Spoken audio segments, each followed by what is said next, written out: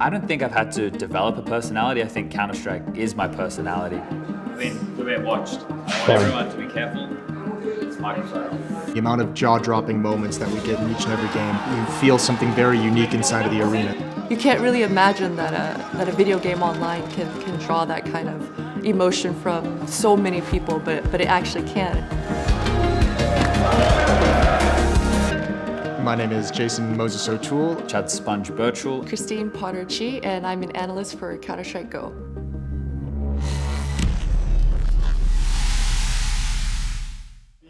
Yep. Game time? Yep. 2, 3. Oh. I don't do anything else. It's a little bit of a sad existence. I don't really prioritize time off. Your notebook's looking really good to film right now. Oh shit. Hold up, sorry, let me write something. Mint vid. Very important. Mint.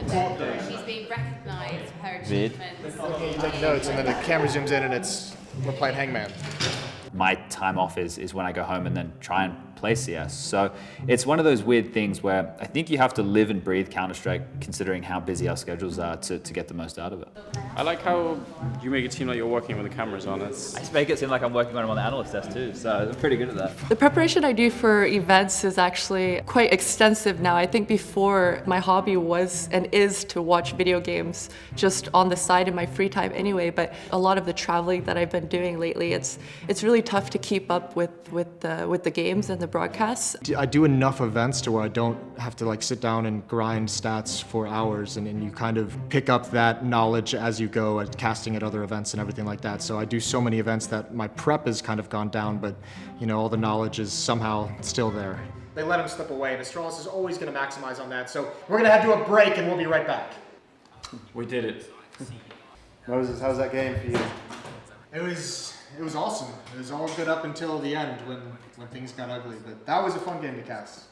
Esports as a whole, I don't really get into the other games. I just play Counter-Strike. When people ask me what I do for fun, it's play Counter-Strike. I think it's the most beautiful esport we have out there in terms of how the mixture of strategy that goes into it on a team scale. Counter-Strike at face value is the easiest game to understand. It's a 5v5 game with a very easy solution of who's winning and losing, right? But it's also very nuanced, the strategy of it, the little details, and that's the bit that I like, the fact that I get to express that to a viewer at home. And if I can make them understand a little bit that gets me excited about the game, then that's my goal at the end of the day. So my journey into this position is kind of, I guess, pretty generic. I was a Counter-Strike player for a very long time, and I kind of naturally fell into it. So I started out as a player once upon a time, a long time ago, and just kind of fell into this as a hobby, and it eventually turned into a career path. An analyst can be anybody. I used to be a professional Counter-Strike player, and I take pride in that fact, the way that I talk about the game, the experiences that I have. When I went professional in 2008,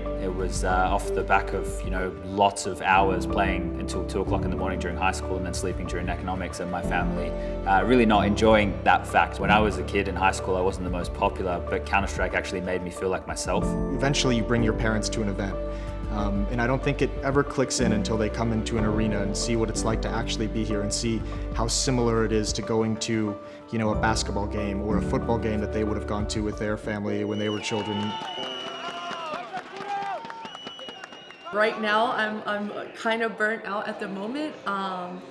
Especially I think because in the beginning of the day you're so hyped and all your adrenaline's rushing and my heart is pounding along with everyone else in the crowd. So then after a few hours, it really hits you. My biggest issue is making sure my shirt stays ironed, and that seems to be a problem for some people. I haven't been home for more than 2 days at a time for the past 3 months. I think the longest period of time that I get off between now and Christmas is maybe 2 weeks.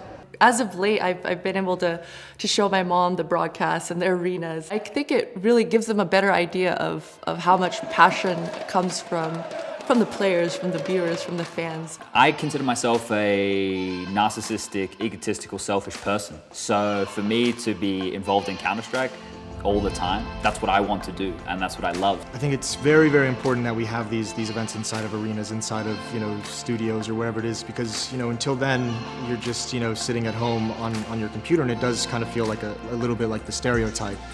Once you start bringing it inside to arena, I think that's what changes it from just playing a video game to turning it into a competitive sport, and that's the biggest leap forward that you can take in esports.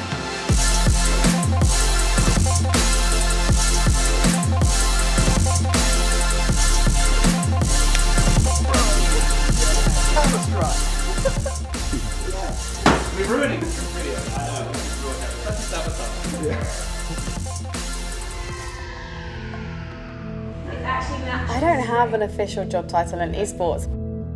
So I've sometimes held off doing an interview because we need to find out what the result is going to be, because it's going to have a direct impact on what we do.